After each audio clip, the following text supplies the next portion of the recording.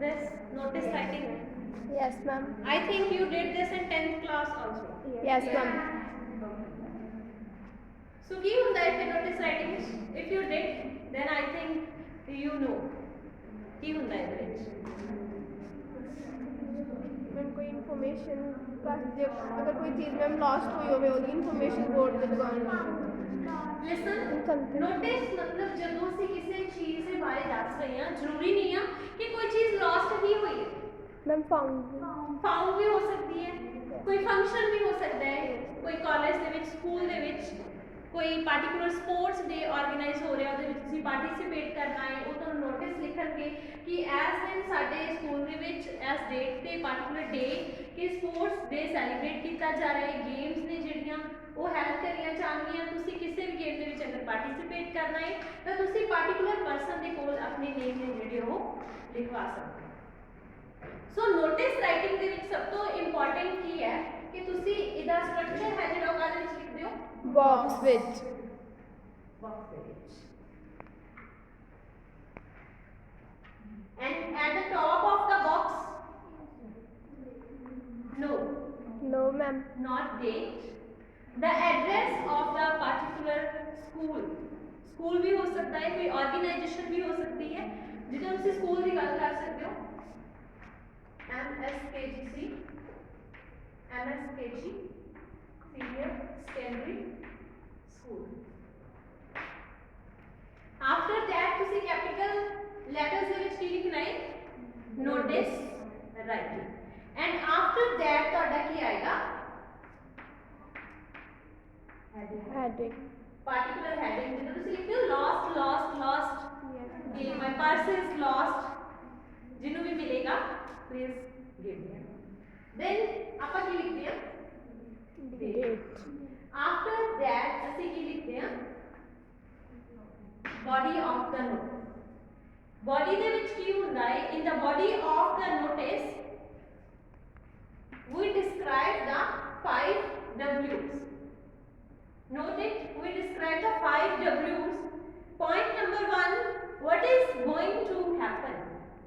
कि happen हो रहा है, कुछ lost हुआ है, कुछ लब्बा है, जहाँ कोई function organize हो रहा है. What is going to happen? Second point is where it will take place. अगर ਅਸੀਂ sports day ਦੀ ਗੱਲ ਕਰ ਰਹੇ ਹਾਂ कि ਸਾਡੇ ਸਕੂਲ ਦੇ ਵਿੱਚ sports day ਜਿਹੜਾ ਸੈਲੀਬ੍ਰੇਟ ਕੀਤਾ ਜਾ ਰਿਹਾ ਹੈ, ਸਭ ਤੋਂ ਪਹਿਲਾਂ ਤੁਸੀਂ ਕੀ ਦੱਸੋਗੇ? What is going to happen? कि our school is going to celebrate sports day. Okay, after that where it will take place? कितने होएगा?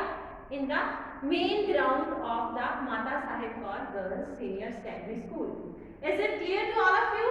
Yes ma'am. The third point is when it will take place, the particular date or time. तो time describe करोगे, time तो पहला date describe करोगे कि की date होएगी, डे केड़ा होएगा, एंड आफ्टर दैट टाइम की होएगा, ओदी जेडी बिगनिंग होएगी वो किस टाइम पे होएगी, ओपनिंग सेरेमनी है जेडी वो 9 o'clock है जेडी वो हो जाएगी। After that the fourth thing is who can apply और who is eligible for this, कि ये स्पोर्ट्स एक्टिविटीज ਦੇ ਵਿੱਚ कौन पार्टिसिपेट कर सकता है, किस क्लास ਦੇ बच्चे पार्टिसिपेट कर सकते हैं, हु आर एलिजिबल कि ਜਿਹੜੇ ਇਹਦੇ ਲਈ ਐਲੀਜੀਬਲ ਨੇ ਉਹ ਪਾਰਟਿਸਿਪੇਟ ਕਰ ਸਕਦੇ ਨੇ। And the last W is to whom you can consult, to whom you can give your names, ਕਿ ਤੁਸੀਂ ਕਿਸ ਪਾਰਟਿਕੂਲਰ ਪਰਸਨ ਨੂੰ ਮਿਲ ਕੇ ਉਹਦੇ ਬਾਰੇ ਫਰਦਰ ਇਨਫੋਰਮੇਸ਼ਨ ਲੈ ਸਕਦੇ ਹੋ, ਜਾਂ ਅਗਰ ਤੁਸੀਂ ਕਿਸੇ ਵੀ ਗੇਮ ਦੇ ਵਿੱਚ ਪਾਰਟਿਸਿਪੇਟ ਕਰਨਾ ਹੈ ਤਾਂ ਕਿਸ ਪਰਸਨ ਦੇ ਕੋਲ ਤੁਸੀਂ ਆਪਣਾ ਨੇਮ ਹੈ ਜਿਹੜਾ ਉਹ ਨੋਟ ਕਰਵਾ ਸਕਦੇ ਹੋ। Is it clear to all of you? Yes ma'am. First of all, why? Why means कि notice writing ਦਾ ਤੁਹਾਡਾ purpose ਕੀ ਹੈ, ਤੁਸੀਂ ਕਿਉਂ ਲਿਖ ਰਹੇ ਹੋ? ਅਗਰ ਤੁਹਾਡਾ ਪਰਸ ਗੁੰਮ ਹੋਇਆ ਹੈ ਤਾਂ ਤੁਸੀਂ ਲਿਖੋਗੇ ਕਿ ਮੇਰਾ ਮੇਨ ਪਰਪਸ ਕੀ ਹੈ, my purse is lost, there are so many valuable documents in my purse, कि बहुत ज़्यादा ਜ਼ਰੂਰੀ ਮੇਰੇ ਡਾਕੂਮੈਂਟਸ ਨੇ ਉਹ ਮੈਨੂੰ ਚਾਹੀਦੇ ਨੇ। after that what ਜਿਹੜਾ what ਆਏਗਾ ਕਿ what ਉਹਦੇ ਵਿੱਚ ਤੁਸੀਂ ਲਿਖੋਗੇ ਕਿ ਉਹਦੇ ਵਿੱਚ ਡਾਕੂਮੈਂਟਸ ਨੇ, ਉਹਦਾ ਕਲਰ ਕਿਸ ਤਰ੍ਹਾਂ ਦਾ ਹੈ, ਕੀ ਉਹਦੀ ਆਇਡੈਂਟੀਟੀ ਕੀ ਹੈ, ਤੁਸੀਂ ਉਹਦੇ ਬਾਰੇ ਦੱਸੋਗੇ। ਐਂਡ ਆਫਟਰ ਦੈਟ ਤੁਸੀਂ ਦੱਸੋਗੇ ਕਿ when you lost it, ਤੁਸੀਂ ਇਹ ਕਹਿ ਸਕਦੇ ਹੋ ਕਿ yesterday मैं ट्रेन ਦੇ ਵਿੱਚ ट्रैवल ਕੀਤਾ ਤਾਂ आई थिंक कि मेरा पर्स है ਜਿਹੜਾ ਉੱਥੇ ਰਹਿ ਗਿਆ ਉਹਦੇ ਲਈ ਤੁਸੀਂ ਟਾਈਮ ਦੱਸ ਸਕਦੇ ਹੋ ਕਦੋਂ ਲੌਸਟ ਹੋਇਆ ਐਂਡ ਆਫਟਰ ਦੈਟ ਤੁਸੀਂ ਵੇਅਰ ਵੈਲਿਊ ਡੇਟ ਦੇ ਸਕਦੇ ਹੋ ਆਫਟਰ ਦੈਟ ਤੁਸੀਂ ਲਾਸਟ ਤੇ ਹੋਮ ਤੇ ਤੁਹਾਡਾ ਇਹਦੇ ਵਿੱਚ ਆ ਜਾਏਗਾ ਅਗਰ ਤੁਸੀਂ ਕਿਸੇ ਚੀਜ਼ ਦੀ ਨੇਮ ਵਗੈਰਾ ਲਿਖਵਾ ਰਹੇ ਹੋ ਉਹਦੇ ਵਿੱਚ ਇੰਪੋਰਟੈਂਟ ਹੋਏਗਾ ਕਿ ਕਿਹਨੂੰ ਕੰਸਲਟ ਕਰਨਾ ਹੈ ਅਦਰਵਾਈਜ਼ ਹੋਮ ਇਹਦੇ ਵਿੱਚ ਹੋਮ ਕਿਹਦੇ ਲਈ ਮੈਂਸ਼ਨ ਹੋਏਗਾ ਤੁਹਾਡੇ ਖੁਦ ਦੇ ਫॉर योरसेल्फ कि तुसी अगर किसी ਨੂੰ ਵੀ ਮੇਰਾ ਪਰਸ ਹੈ ਉਹ ਅਗਰ ਮਿਲਦਾ ਹੈ ਤਾਂ ਤੁਸੀਂ ਕਿਹਨੂੰ ਕੰਟੈਕਟ ਕਰ ਸਕਦੇ ਹੋ ਆਪਣਾ ਤੁਸੀਂ ਨੇਮ ਦਿਓਗੇ ਆਪਣਾ ਕੰਟੈਕਟ ਨੰਬਰ ਦਿਓਗੇ ਉਹਦੇ ਤੁਸੀਂ ਦੱਸੋਗੇ ਕਿ ਤੁਸੀਂ ਮੈਨੂੰ ਮੇਰਾ ਪਰਸ ਹੈ ਜਿਹੜਾ ਉਹ ਰਿਟਰਨ ਕਰ ਸਕਦੇ ਹੋ ਐਂਡ ਐਟ ਲਾਸਟ ਕੀ ਹੋਏਗਾ ਤੁਹਾਡਾ ਨੇਮ ਐਂਡ ਤੁਹਾਡੀ ਡੈਜ਼ਿਗਨੇਸ਼ਨ ਅਗਰ ਸਕੂਲ ਦੇ ਪ੍ਰਿੰਸੀਪਲ ਵੱਲੋਂ ਨੋਟਿਸ ਹੋਇਆ ਹੈ ਤਾਂ ਉੱਥੇ ਉਹਦਾ ਨੇਮ ਆ ਜਾਏਗਾ ਉਹਨਾਂ ਦੀ ਡੈਜ਼ਿਗਨੇਸ਼ਨ ਆ ਜਾਏਗੀ ਪ੍ਰਿੰਸੀਪਲ ਲਿਖ ਕੇ ਆ ਜਾਏਗਾ okay is it clear to all of you Yes, ma'am. and your notice should be short and simple short होना चाहिए length ज़्यादा नहीं होनी चाहिए 40 to 50 words you can write okay only 40 to 50 words and after that you can use capital letters and slogans कुछ ਆਪਾਂ ਜਿੱਦਾਂ found ਜਾਂ lost ਲਿਖਦੇ ਆ ਤਾਂ ਕੁਝ ਤੁਸੀਂ slogans ਨੇ ਜਿਹੜੇ ਉਹ ਯੂਜ਼ ਕਰ ਸਕਦੇ ਹੋ ਕੈਪੀਟਲ ਲੈਟਰਸ ਦੇ ਵਿੱਚ ਆਪਣਾ ਜਿਹੜਾ ਨੋਟਿਸ ਹੈ ਉਹਨੂੰ ਇਫੈਕਟਿਵ ਬਣਾਉਣ ਦੇ is it clear to all of you Yes, ma'am. ਤਾਂ ਨੋਟਿਸ ਕਿੰਨੀਆਂ ਟਾਈਪਸ ਦੇ ਹੁੰਦੇ ਨੇ ਸਭ ਤੋਂ ਪਹਿਲਾਂ ਐਜੂਕੇਸ਼ਨਲ ਔਰ ਸਕੂਲ ਨੋਟਿਸ ਆ ਗਏ ਜਿੱਦਾਂ ਆਪਾਂ ਕੀਤਾ ਹੈ ਕਿ ਸਪੋਰਟਸ ਡੇ ਸੈਲੀਬ੍ਰੇਟ ਕਰ ਰਹੇ ਆ ਜਾਂ ਕੋਈ ਹੋਰ ਫੰਕਸ਼ਨ ਸੈਲੀਬ੍ਰੇਟ ਹੋ ਰਿਹਾ ਹੈ ਆਫਟਰ ਦੈਟ ਪਬਲਿਕ ਨੋਟਿਸ ਹੁੰਦੇ ਨੇ ਸਾਡੇ ਜਿਹੜੀ ਸਾਡੀ ਗਵਰਨਮੈਂਟ ਜਾਂ ਕੋਈ ਵੀ ਪਬਲਿਕ ਇੰਸਟੀਚਿਊਟ ਹੈ ਜਿਹੜਾ ਪਬਲਿਕ ਦੇ ਲਈ ਨੋਟਿਸ ਆਉਂਦੇ ਨੇ ਤੁਸੀਂ ਨਿਊਜ਼ਪੇਪਰ ਦੇ ਵਿੱਚ ਰੀਡ ਕੀਤਾ ਹੋਵੇਗਾ ਉਹਦੇ ਉੱਪਰ ਲਿਖਿਆ ਹੋਏਗਾ public notice and third one is tender notice ਜਿਹਦੇ ਉੱਪਰ ਲਿਖਿਆ ਹੁੰਦਾ ਹੈ ਕਿ this is tender notice newspaper read ਕਰੋਗੇ ਕਦੇ ਵੀ ਉਹ ਨੋਟਿਸ ਦੇ ਉੱਪਰ ਲਿਖਿਆ ਹੋਏਗਾ ਟੈਂਡਰ ਨੋਟਿਸ ਉਹ ਨੋਟਿਸ ਕਿਹੜੇ ਹੁੰਦੇ ਨੇ ਜਿਨ੍ਹਾਂ ਦੇ ਵਿੱਚੋਂ ਕਿਸੇ ਵੀ ਚੀਜ਼ ਦਾ ਤੁਸੀਂ ਕਹਿ ਸਕਦੇ ਹੋ ਕਿ ਆਪਾਂ ਇੱਕ ਬਿਲਡਿੰਗ ਲਗਾ ਲਓ ਹੌਸਟਲ ਦੀ ਕੈਂਟੀਨ ਹੈ ਉਹਨੂੰ ਆਪਾਂ ਕਿਸੇ ਨੂੰ ਠੇਕੇ ਤੇ ਦਿੰਨੇ ਆ 1 ਸਾਲ ਦੇ ਲਈ ਮਨੀ ਲੈ ਲੈਂਦੇ ਆ ਉਹਨਾਂ ਨੂੰ ਕੈਂਟੀਨ ਦੇ ਦਿੰਨੇ ਆ 1 ਸਾਲ ਦੇ ਲਈ ਯੂਜ਼ ਕਰਨ ਲਈ ਉੱਥੇ ਆਪਣੀ ਸੇਲ ਕਰਨ ਦੇ ਲਈ ਤਾਂ ਸੇਮ ਜਿਹੜੇ ਟੈਂਡਰ ਨੋਟਿਸ ਹੁੰਦੇ ਨੇ ਉਹ ਵੀ ਇਦਾਂ ਹੀ ਹੁੰਦੇ ਨੇ ਕਿ ਕਿਸੇ ਵੀ ਚੀਜ਼ ਦੀ ਨਿਲਾਮੀ ਲਗਾ ਲਓ ਤੁਸੀਂ ਉਹਨੂੰ ਠੇਕੇ ਤੇ ਦਿੱਤਾ ਜਾਂਦਾ ਹੈ ਕੋਈ ਵੀ ਕੰਮ ਕਰਵਾਉਣ ਲਈ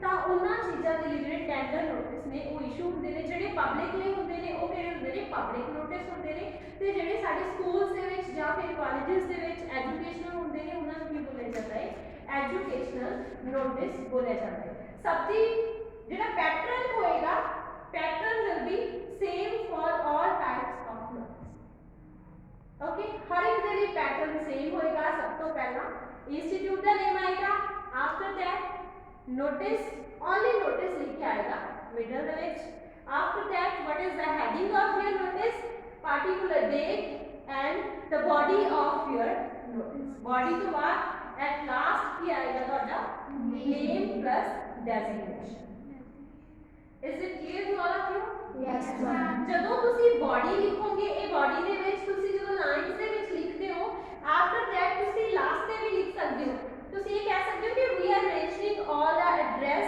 in the below lines ਉੱਥੇ ਤੁਸੀਂ ਵੈਨਿਊ ਲਿਖ ਸਕਦੇ ਹੋ ਅਗਰ ਤੁਹਾਡਾ ਸਪੋਰਟਸ ਡੇ ਸੈਲੀਬ੍ਰੇਟ ਹੋ ਰਿਹਾ ਹੈ ਕੋਈ ਫੰਕਸ਼ਨ ਆਰਗੇਨਾਈਜ਼ ਕੀਤਾ ਹੈ ਤੁਸੀਂ ਵੈਨਿਊ ਲਿਖ ਸਕਦੇ ਹੋ ਕਿ ਕਿਸ ਪਲੇਸ ਤੇ ਆਰਗੇਨਾਈਜ਼ ਹੋ ਰਿਹਾ ਹੈ ਡੇਟ ਲਿਖ ਸਕਦੇ ਹੋ ਔਰ टाइम है जेड़ा वो इतना भी मेंशन कर सकते हो after the notice writing body तो बाद बॉडी पैराग्राफ तो बाद ਤੁਸੀਂ ਚੀਜ਼ਾਂ मेंशन कर सकते हो अगर ਤੁਸੀਂ बॉडी पैराग्राफ ਦੇ ਵਿੱਚ मेंशन नहीं ਕੀਤੀ if you have already mentioned these things in the paragraph then there is no need to mention these things again is it clear to all of you Yes, ma'am. any doubt No, ma'am. okay so boxes mandatory you can say compulsory है अगर box नहीं लगाओगे ना marks cut हो जाएंगे okay हुन किसी को कोई डाउट हुए No, ma'am.